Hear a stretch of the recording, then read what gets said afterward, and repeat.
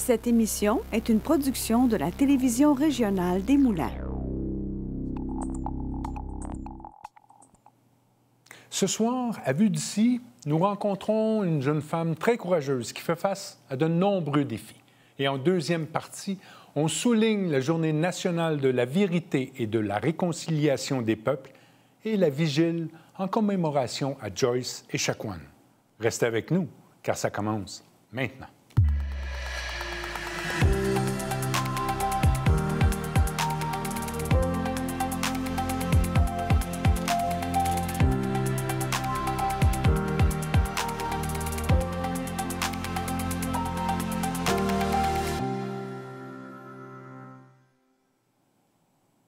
À vous à la maison, bonsoir et bienvenue à cette autre émission de Vue d'ici. C'est toujours un plaisir d'être avec vous.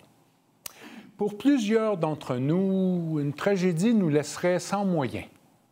Pas notre prochain invité. Après un accident qui l'a laissé paraplégique, notre invité montre tout son courage, sa détermination et surtout une grande joie de vivre. Je suis très heureux de recevoir dans nos studios Léa Vranièche-Bélan, et vous êtes accompagnée de votre frère Yuri. Bonsoir à vous deux. Bonsoir. J'espère que j'ai bien prononcé. Oui. Oui. Léa, vous avez tellement un beau sourire. Merci. On commence avec une question un peu difficile. J'ai parlé d'un accident de travail. Oui. Pour nous mettre en contexte, qu'est-ce qui est arrivé? Dans le fond, moi, j'étais charpentière menuisière et cette journée-là, je travaillais sur un toit et j'ai fait une chute de 22 pieds, ce qui m'a cassé plusieurs os, dont 3 vertèbres. Ça l'a abîmé ma moelle épinière, donc ça m'a laissé paraplégique. Et je pense même qu'on a des photos de votre radiographie que Oui. vous nous avez envoyées. Oui. Elles vont apparaître à l'écran. Yuri, vous étiez présent parce que je pense que vous travailliez ensemble. Ouais. On les voit, les photos, là. Ça, c'est des tiges... Après la chirurgie. Après la chirurgie, des Donc, tiges dans votre colonne? Oui, 2 tiges, 14 vis qui viennent tenir ma colonne vertébrale. Et la prochaine photo, je pense, c'est ce que vous disiez, la fracture, ça. Oui, c'est ça. Ça vous a laissé paraplégique. Oui. Donc, des conséquences fâcheuses. Yuri, je vous disais, vous travailliez ensemble à ce moment-là. Ouais. Cette chute-là, voir sa sœur... J'étais sur le toit avec elle là, quand c'est arrivé. On vit ça comment? On est impuissant. Oui, mais ça va très vite. Puis je pense que ton cerveau tombe tout de suite en mode de survie. Tu comprends qu'il y a quelque chose de grave, mais pour ma part, je suis resté très, très calme. J'ai vraiment... Je savais que je pouvais pas aller plus loin dans ma tête. C'était juste le moment présent, chaque seconde. C'était comme, OK, chaque seconde compte, mais je pouvais pas me projeter plus loin parce que tu sais qu'il va y avoir des répercussions là, à long terme. Là. Il va y avoir des conséquences. Oui, exactement. Une chute où vous saviez qu'il était pour avoir des conséquences. À la base, je pensais qu'elle était sûrement morte, mais tu sais, c'est tellement irréel quand tu vois ça. Tu le sais pas. Tu sais, c'est un peu comme un rêve, là. Bon, l'accident, hospitalisation, Ouais. je pense 2 mois. 2 mois à l'hôpital, 3 mois à un centre de réhab, donc à peu près 5 mois hors de la maison. Quand avez-vous su que vous marcheriez plus? C'est quelques jours après à l'hôpital, parce que là, je me suis réveillée suite à ma chirurgie. Puis là, je comprenais pas avec les médicaments, mais je pense que c'est comme 2-3 jours max après l'hôpital. Mon amie était venue me voir, ma mère était dans la salle. Puis ma mère lui avait dit « Parle pas des jambes à Léa, parce qu'elle comprend pas encore, genre. » Puis là, c'est comme si je venais de réaliser. Elle ne comprenait pas ou elle ne savait pas encore? Les deux, je pense. OK. Ma mère lui avait expliqué ça. Puis là, il était dans la salle avec moi. Puis je pense à ce moment-là, j'ai comme une réalisation. Là, je me suis mis comme un peu à crier. Puis j'ai dit à ma mère, je sens plus mes jambes. Qu'est-ce qui se passe? Je sens plus mes jambes. Puis là, le médecin est rentré. Puis ça faisait plusieurs fois qu'il me le disait, mais là, je pense que c'est vraiment là que Ça vous a rentré dedans? Ouais, mais en même temps, comme Yuri, il dit aussi, ça se passe vite, ça se passe lent. C'est comme un rêve aussi. Tout le long que j'étais à l'hôpital, moi, j'étais persuadée que j'allais remarcher puis que j'allais comme battre... La science, ouais, c'est ça. les statistiques. Moi, je voulais pas y croire. Là, je me disais, c'est impossible que je ne remarche plus, que je chante plus mes jambes. Fait que je me disais, quand je vais rentrer au centre de réhab, ils vont me réapprendre à marcher, OK. je vais tout retrouver. Mais malheureusement, ma blessure est trop grave. Puis ça fait que c'est ça pareil. Donc, comment l'avez-vous accepté? Donc, je veux pas dire peut-être un déni au début ou Ouais. convaincu? Je pense que qu'au vous étiez- début, c'est vraiment comme 1 heure à la fois, une journée à la fois. Puis même encore C'était ça. aujourd'hui, c'est encore ça, une journée à la fois. C'est ça, je fais ce que je peux. Puis de plus en plus, je me dis, ben il y a plein de trucs qui sont possibles encore pour moi. Je fais ce qui me rend heureuse, qui me fait du bien. Je suis entourée des personnes que j'aime, qui m'aiment aussi. Donc, une journée à la fois, pareil. Je pense que c'est la meilleure façon que je peux l'accepter moi-même. Vous étiez menuisière charpentière. Oui. Vous travailliez avec votre frère. Mm-hmm. C'est un métier, je pense, que vous aimiez beaucoup. Oui. Ça faisait longtemps que vous le pratiquiez? Ça Vous n'êtes pas très faisait... vieille, là. Non, ça OK. faisait à peu près 4 ans OK. que j'étais charpentière. Est-ce qu'elle était bonne? Oui. Passionnée Oui. surtout, je pense, hein? Oui, puis elle est allumée, puis dextérité, mais surtout, elle voyait ce qui se passait, puis elle est encore, là, mais elle est forte, là, tu sais. Oui, bien, elle est pas- justement. Et quel genre de personne étiez-vous? Étiez-vous une personne active? Active dans mon travail. Tu sais, je suis pas une grande sportive à ce niveau-là, mais toujours, j'aime aider les gens, j'aime prendre soin du monde que j'aime autour de moi. J'aime profiter de la vie aussi, des petits plaisirs, des petits bonheurs. Ben, Simple aussi, la vie. vous nous avez envoyé des photos Oui. où vous faites des activités, honnêtement, que j'ai jamais fait, là. Qu'est-ce qui vous incite? Je pense que le fait d'avoir passé proche de mourir, ça me fait réaliser à quel point la vie... On en voit quelques-unes. Hey, Oui. ça a dû être toute une aventure, là. Oui, oui. Je pense que je vais le refaire à chaque année. Pensiez-vous faire ça avant? Avez-vous pensé à cette activité? Ça me traversait l'esprit, mais là c'était comme... Depuis 1 an ou 2, je me disais, c'est sûr que je le fais, C'est un depuis mon accident. défi pour vous? Parce non. que là, vous voyagez, Ouais. je pense que vous êtes avec votre sœur. Oui, notre sœur qui est là, Mira. Mais comme je disais, je pense qu'après, passer proche de la mort, tu te dis que la vie est courte, est fragile. Puis c'est une façon de, moi, me sentir vivante, c'est de faire des activités, d'espèce de trouver cette sensation-là d'être vivante, puis de profiter de tout ce que je peux, de chaque moment, que ce soit des petits soupers que de sauter en parachute. Je pense que c'est ça qui est important aussi dans la vie en général. Vous voyez votre sœur après les incidents, vous voyez tout ce qu'elle fait et vous voyez la joie de vivre qu'elle a encore. Vous devez être fier de votre sœur. Énormément. Oui. Oh oui, bien c'est ça. Ça vous émeut? Oui, oui. Ça l'apaise la situation, puis en fait, c'est une source d'inspiration constante, là, fait que c'est pour ça, tu sais, elle est allée sauter, mais c'est tout le temps, on est en bas, on vient de sauter, puis c'est OK, c'est quoi qu'on fait après? Qu'est-ce qu'on fait après? Il vient nous dire qu'on le fera pas, puis c'est sûr qu'on va essayer de le faire, puis ça a commencé comme ça, tu sais. Ça a commencé qu'elle voulait partir du centre. Puis moi, j'ai un camion, puis il disait, ben là, tu seras pas capable de la transférer. Je dis, ben s'il faut, je vais faire une plateforme, mais Léa, elle va aller dans mon camion. Tu sais, Puis ça a commencé jour 1, première sortie, ça a été comme ça. J'ai fait une plateforme le matin en 10 minutes, puis c'est pas grave. Puis la plateforme a fini aux poubelles, mais on n'arrête pas d'évoluer, puis des petits défis, c'est juste, ça devient un jeu, tu sais, pratiquement. Là. Puis c'est comme ça qu'elle voit Elle vous la donne vie. de la force. Elle en donne partout autour d'elle, là. Ça, c'est évident. Puis je pense qu'elle aussi, ça doit la nourrir, là, tu sais. C'est le fun de la côtoyer, c'est le fun de côtoyer une personne comme ça. Donc le monde se rassemble autour d'elle, tu sais, c'est... Parce qu'on parlait un petit peu avant l'émission où, même la première journée, il y avait, je pense qu'il y a eu beaucoup d'humour. Vous avez agi avec beaucoup d'humour. Ouais, même à l'hôpital, même j'étais sur la civière, là, c'est sûr qu'il m'avait donné des médicaments, mais j'étais sur la civière, puis je disais à Yuri, je disais, je pense que c'est un vendredi que je suis tombée, puis je disais, je pense que je vais pas pouvoir rentrer lundi, là. Puis je faisais des blagues, puis tu sais, c'est... Et vous parliez tantôt de la sortie de la réhabilitation. C'est vraiment étrange ce qui vous est passé la première nuit. Qu'est-ce qui est arrivé? Contez-nous ce qui est passé la première nuit chez vous. Bien, en fait, c'est particulier, là. En fait, moi, je suis retournée à la maison en février, mais j'ai été accompagnée à ce moment-là. Puis en mois de juillet, à peu près, cette personne-là est partie de la maison. Donc là, c'est comme la première nuit que je dormais seule à la maison. Mon frère était venu me porter. Puis là, il faut le protecteur. Tu m'appelles sur quoi que ce soit, si je tombe ou whatever. Puis j'étais là, OK, ça va être correct. La vie est belle. Puis là, je me suis couchée, puis j'ai entendu un vacarme. Peut-être 30 minutes après, je me suis endormie.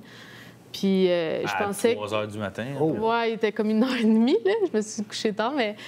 Là, je pensais que quelqu'un défonçait chez moi puis il volait dans ma maison. Puis dans ce temps-là, j'avais juste mon petit chien. Puis là, j'ai appelé mon frère en panique. Je pleurais puis je capotais. Je disais que... Bien vite, là. Ouais, fait que lui, il s'en est venu. Tout le long, je suis restée dans mon lit. Puis quand il m'a dit qu'il était proche, j'ai sorti... J'étais allée dans ma chaise. Puis là, j'ai sorti, j'ai allumé la lumière. Puis il y avait une dame qui s'est endormie au volant puis qui a défoncé ma cuisine cette nuit-là. Fait que j'avais quasiment une voiture presque dans la cuisine. Ma cuisine était complètement détruite, mon mur en angle. Je capotais. J'arrêtais pas de dire à Yuri, qu'est-ce qui va arriver, là? Qu'est-ce qui va arriver? je comprends pas, là. En bon français. Ouais, là. Fait que là, je pense que je suis correcte pour 4 vies au moins, là, de côté bad luck, un peu, là. Et vous prenez quand même ça en riant? Bien, l'avenir, oui. Vous la voyez comment? Toujours en riant, toujours en souriant? C'est tellement de beaux projets en ce moment, comme on disait tantôt avant. Je pense que vous travaillez encore ensemble parce que là, vous êtes l'adaptation de la maison. Oui, j'ai eu le projet d'adaptation de sa maison. J'ai la chance d'avoir une maison à moi qui est adaptable aussi. Donc, mon frère et son équipe sont tous en train d'adapter ma maison. Je suis tellement contente et reconnaissante aussi d'avoir une place à moi, d'être bien. Je viens de recevoir aussi cette semaine mon camion que je vais pouvoir faire adapter pour conduire. Un F-150, je pense. Oui. Adapté, évidemment. Oui. Donc, on retrouve un peu liberté-là. Oui. Liberté, autonomie. Oui. Tout se fait. Je pense que peu importe la blessure que tu as, c'est toi qui mets tes limites. C'est sûr que tu vas avoir des limitations. J'en ai plein à tous les jours, mais j'essaie tout le temps de me pousser puis de faire ce que moi, je suis à l'aise puis ce que je veux aussi un peu. Saviez-vous que vous aviez cette force-là? Non. Je pense que c'est... Avec l'événement? Oui, c'est quand tu es face à de l'adversité, à des gros défis de même dans la vie, que tu vois à quel point, premièrement, que tu es bien entouré, parce que je pense pas que j'aurais tout fait ça pour avoir ma famille, mes amis autour de moi, 100 %. Vous avez eu un bon soutien. Là, vous avez un soutien d'un frère émotif que j'apprécie beaucoup. Je suis pas le seul. C'est des amis, tout ça. Hein? Je sais que vous avez participé, rapidement, à un podcast où vous tentez de sensibiliser les gens. Oui. Le podcast, on va laisser sur YouTube. On va laisser les coordonnées sur le site pour vous, messieurs, dames, à la maison. Vous voulez sensibiliser les gens et même sensibiliser et que les gens se protègent contre les accidents. Oui, autant que ce soit sur la construction que sensibiliser les gens aussi face à quelqu'un qui vit un handicap ou qui est en fauteuil.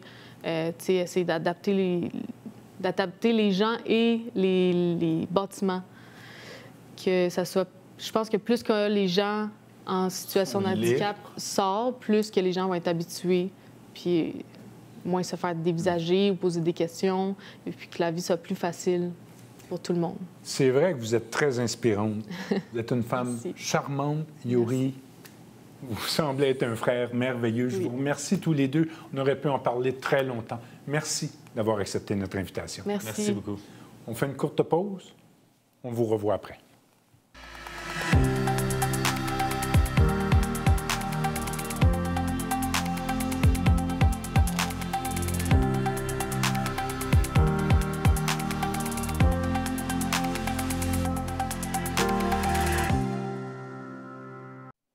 De retour ensemble. 2 événements marquants se tiendront à la fin du mois de septembre. Tout d'abord, le 28 septembre, une vigile à la mémoire de Joyce Echaquan. Elle est décédée il y a 5 ans déjà. Et le 30 septembre sera la Journée nationale de la vérité et de la réconciliation des peuples. Pour nous en parler, nous recevons en studio Jennifer Brazeau. et Marion Grimaud, respectivement directrice générale et directrice du développement social au Centre d'amitié autochtone de Lanaudière. Bonsoir, mesdames. Bonsoir. Bienvenue à l'émission. C'est pas la première fois qu'on se voit, Jennifer. Merci d'avoir accepté notre invitation. Tout d'abord, le 28 septembre, ça fait 5 ans déjà, les événements tragiques de Joyce. Comment on a vécu ces 5 années-là? Je pense que les dernières 5 ans, c'était marquant pour moi, surtout parce que c'était pas long après que j'ai pris le rôle de directrice générale au Centre d'amitié. Alors, c'était un événement qui m'a quand même propulsée pour continuer à travailler sur les droits des peuples autochtones, puis d'assurer aussi des services culturellement sécurisants pour les peuples qui accèdent aux services de santé dans la région. Je pense que beaucoup de notre travail a été fait avec... Avec ça comme perspective, oui, hein? Avec ça dans la tête. Alors, pour moi, c'est quelque chose qui était énormément marquant en tant qu'individu, en tant que femme autochtone, mais aussi, je pense, pour l'ensemble de l'équipe, comment qu'on avance, c'était quelque chose qui était quand même assez marquant aussi pour les membres de l'équipe. Comme à chaque année, c'est essentiel de le faire. On doit se rappeler, on doit se souvenir. Et il va y avoir une vigile le 28 septembre. Est-ce que vous pouvez nous en parler? Oui, ça va commencer à 18 h. Ça va être au centre d'amitié. Au centre comme tel? Oui, au centre, à l'extérieur. Il va y avoir un petit buffet, puis il va y avoir des prestations musicales et puis aussi des témoignages de personnes de la communauté qui viennent donner un peu leur ressenti. Est-ce qu'il y a un message particulier qui va y avoir cette soirée-là? Qu'est-ce que vous voulez transmettre aux gens qui y seront présents?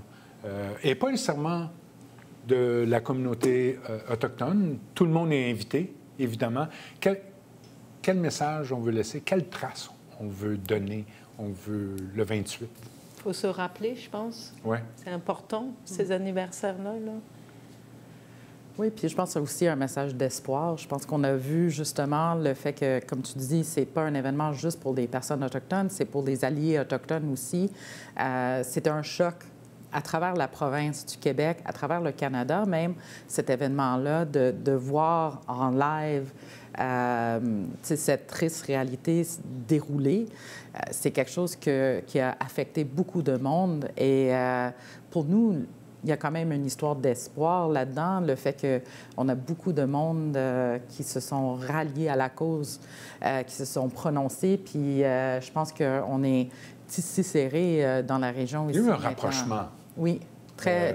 C'était quelque chose entre les peuples, au niveau gouvernemental, mais l'important, c'est que les peuples se rapprochent. Est-ce que vous le sentez? Mais pour moi, les alliés se sont dit, on ne laisse plus passer rien.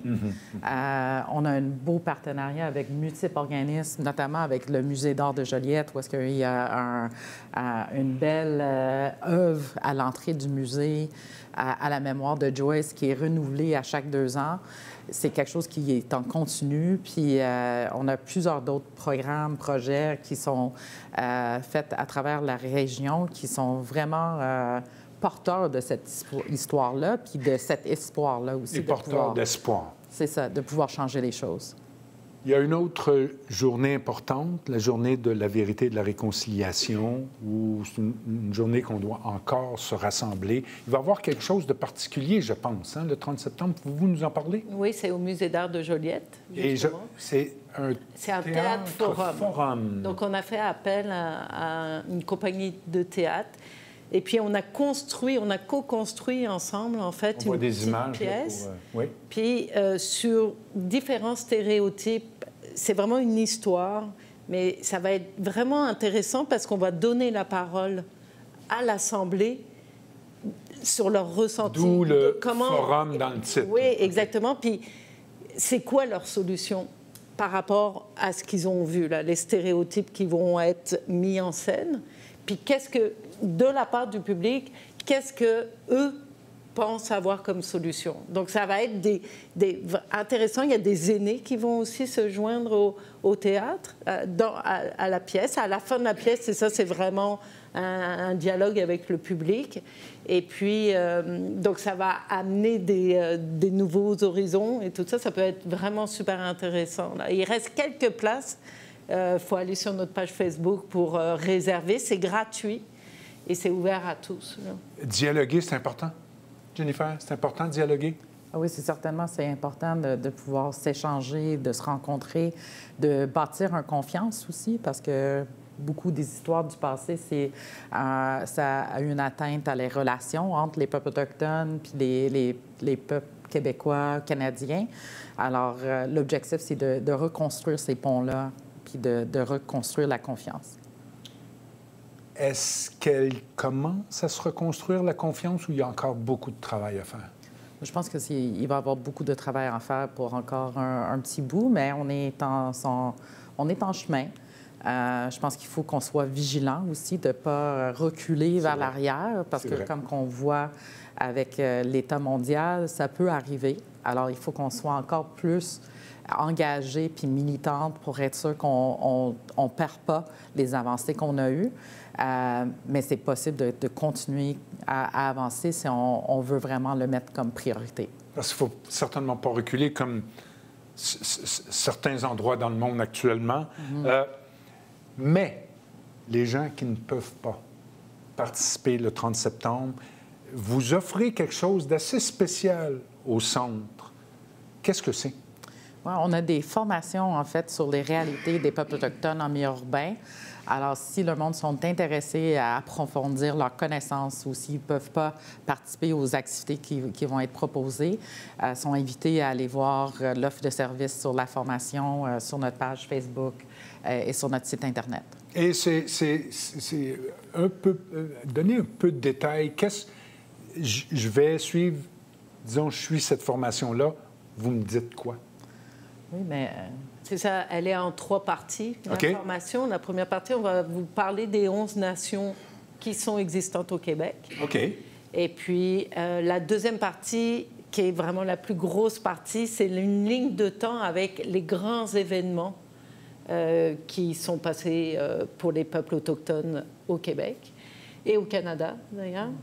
Et puis la dernière partie, ça va être plus un dialogue avec les préjugés, déconstruire les préjugés. Donc c'est un 3 heures vraiment bien investi et on sort de là. Nous, on la donne déjà depuis 1 an ou 2 et je vous avoue que les évaluations sont assez merveilleuses et ça répond vraiment aux besoins des personnes qui veulent en savoir plus. Aux besoins de compréhension. Partir à l'université ou quoi. Oui, c'est une belle base pour mieux connaître et mieux comprendre les réalités autochtones. Parce que l'histoire des Premières Nations ne commence pas à l'arrivée des premiers Français. Là. Non. Elle est loin dans le temps. C'est ce qu'on va y apprendre? Absolument. Depuis les temps immémoriaux. Oui. C'est ça qu'on apprend. Oui, parce que pour les peuples autochtones, notre histoire de création débute ici, sur ces terres-là. Alors, on débute au début, puis on passe à travers le temps pour expliquer un peu une autre vision sur l'histoire. Et vous, l'organisme Centre des métiers autochtones de la Naudière, n'a pas remporté un prix dernièrement? Oui. Pouvez-vous nous en parler? Le prix... Vous m'avez dit le partenaire culturel de Culture La Naudière. Exact. Pourquoi ce prix? Qu'est-ce qu'on a reconnu chez vous? On a reconnu notre gros événement qu'on fait le 21 juin à toutes les années. Et ce prix a été obtenu pour ce gros événement-là qui a été vraiment cette année très participé. On a eu 3 à 4 000 personnes qui ont venu. c'est ça. Wow. Puis, c'est au centre-ville de Joliette, exact. je crois. Quelque chose que vous répétez à chaque année? Oui, chaque 21 juin, on fête ce journée-là. Et on a des beaux partenaires, justement, à la ville de Joliette qui nous donnent un bel emplacement. Là, il y a les événements. On vient de parler des événements. J'aimerais que vous me dites, Jennifer et Marion, quels sont les plus gros stéréotypes que vous aimeriez casser définitivement? Il y a quand même beaucoup. C'est pour ça qu'on a une formation de 3 heures. Mais je pense que souvent, le monde, il confond des droits autochtones avec des privilèges, puis des revendications qu'on voit dans les nouvelles en ce moment. Ça amène beaucoup de mécompréhension sur les droits autochtones. Et je pense que ça, c'est quelque chose sur lequel les Québécois devraient être plus éduqués. C'est en fait leur devoir en droit vers les peuples autochtones, puis des devoirs historiques, des ententes historiques qu'il y a entre nos peuples. Malheureusement, c'est pas quelque chose qui est appris dans les cours d'histoire. Ça fait qu'il y a toute une richesse, en fait, de partenariat, d'engagement qui est un peu cachée, des peuples québécois, en fait. Puis juste défaire tous ces genres de mécompréhension sur c'est quoi qui se passe, puis pourquoi il y a des revendications qui se passent, ça pourrait être quelque chose qui serait un bon début. Oui, un bon début parce qu'il y a beaucoup à faire. Il ne faut pas se flageller, mais il y a beaucoup à faire. On va inviter les gens le 28 septembre 2025 de 18h à 20h au Centre d'amitié autochtone de Lanaudière. Je rappelle que c'est sur le boulevard Sainte-Anne à Joliette. Oui. Pour la vigile, la discussion, le rassemblement et pour se souvenir. Le 30 septembre, à 19h, le Théâtre Forum au Musée d'art de Joliette. C'est sur la rue du Père Wilfrid Corbeil à Joliette, réservé. Il reste presque plus de place. Il y a une formation donnée, une formation importante donnée par le Centre d'amitié autochtone de Lanaudière. Allez voir la page Facebook. Et j'aimerais souligner une dernière chose. Jennifer a été reconnue l'une des 20 directrices générales d'un OBNL qui favorise le changement en 2025 pour voir son histoire et ce qu'elle a accompli. Allez voir la page Facebook d'Espace OBNL. Mesdames, je vous remercie beaucoup et on se retrouve au prochain événement qui risque d'être le 21 juin, je pense. Oui. Merci beaucoup. Merci. Merci à toute l'équipe. Merci d'avoir écouté cette émission-là. On espère que ça vous a intéressé. Moi, ça m'a beaucoup intéressé et beaucoup ému. Merci à toute l'équipe qui me rend bon et meilleur. Et à vous, je vous dis à la semaine prochaine. Merci beaucoup.